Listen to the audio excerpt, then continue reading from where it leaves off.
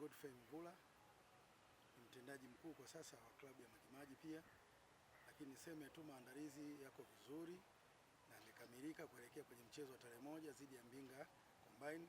Wachezaji wako tayari, lakini pia niseme vitu vyote vinavyohitajika kwenye mchezo basi viko tayari. Lakini pia nimependa kwenye huu mchezo mashabiki wetu wamekuja wengi, walikuwa wanaulizia mchezo, kwa hiyo tutakuwa na mashabiki wengi Mbinga. Kwa kimsingi waje waangalie timu yao ambayo niseme sio inafufuka. Tulitoka kwenye kifungo, tumeshamaliza kifungo, kwa hiyo sasa Majimaji narudi rasmi. Niseme tuna wachezaji ambao tulikuwa nao, lakini pia kuna upcoming ambao tumechukua wachezaji wazuri wa sasa hivi. Na kama unavyoona Majimaji ilipokuwa kwenye tasnia yake, basi tulikuwa tunazalisha wachezaji wengi. Kwa hiyo wengine utawaona kwenye mchezo huu. Niseme ushindani utakuwepo, lakini niseme kombe lazima. Sababu kwanza Majimaji ni timu ya kihistoria, timu kubwa. Kwa hiyo unaambiaje wa Matengo? Wa Matengo bwana wakae vizuri. Wa Matengo wakae vizuri. Tunachukua tunarudi nalo. Kwanza jambo la kwanza tumebadilisha mfumo wa klabu ya Majimaji. Zamani tulikuwa local, lakini sasa hivi Majimaji ni kampuni na sasa hivi inaitwa Majimaji Heroes Company Limited. Hii yote tunaendana na kasi ya sasa. Lakini sasa kuelekea huko tushabadilisha jina hilo BMT na sehemu nyingine zote TFF tushapeleka. Kwa hiyo kimsingi tunakuja kisasa ili klabu isiwe tena inategemea bakuli au ombaomba. Na lakini malengo makuu kurudi Premier League.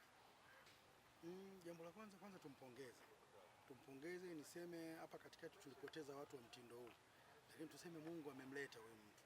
Sasa tunataka watu wa namna hiyo wawe wengi ili vipaji vya Ruvuma basi vizidi kuzaliwa. Lakini tuseme Mungu aweze kumpa umri mrefu na haya maono ambayo anayaona basi aendelee nayo ili vipaji hivi visife.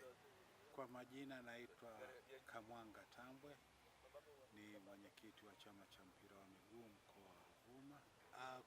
Kwa upande wa hili analofanya ndugu yetu Wireless, kwanza mimi napenda kutoa shukurani na kumpongeza sana, kwa sababu hiyo ni faraja kwetu kwa sisi chama cha mpira ambao tuna jukumu la kusimamia mpira na kuendeleza mpira katika mkoa wetu wa Ruvuma, lakini vile vile katika nchi yetu ya Tanzania.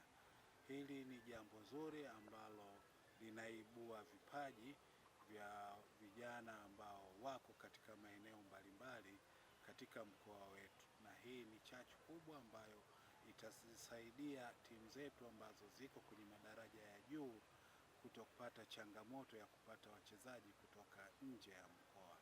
Na tukiangalia TFF sasa hivi imeelekeza nguvu zake na kuweka msukumo mkubwa kwenye upande wa vijana ili kuweza kuibua vijana wenye vipaji kwa ajili ya kuwatumia kwenye timu zetu za taifa ambazo siku hizo za usoni.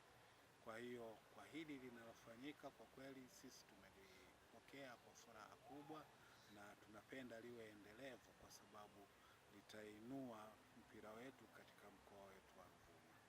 East African Spirits Company Limited ni kampuni inayojihusisha na uzalishaji wa pombe kali na bia. Kampuni hii ilianza mnamo 2018 ambapo ilianza na line ya plastiki. Tulianza uzalishaji wa bidhaa yetu inayoitwa Diamond Rock. 2019 tukaanzisha line yetu ya line ya glasi ambao tunazalisha bidhaa yetu pendwa Hanson's Choice. 2023 ndipo tulipoanza ku blend na ku manufacture beers zikiwa ni Hanson's Light, Goldberg, Basembi ambayo imeunga mwaka 2024 na Hanson's Dry iliyoanza uzalishaji mwaka 2025. Bidhaa zetu ni bora, salama, zimethibitishwa na TBS, lakini pia zina key element au niseme ni zina sifa kuu ya kutokuwa na hangover, kutokuwa na harufu mbaya, na pia zina bei nafuu kwa kila Mtanzania.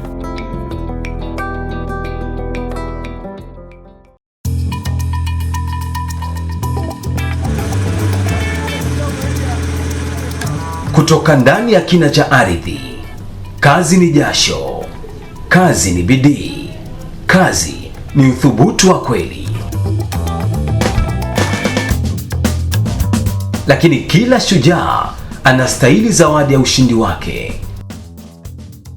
Basembi, bia ya mashujaa, Bia ya Kazi, bia yenye ladha kali isiyosahaulika.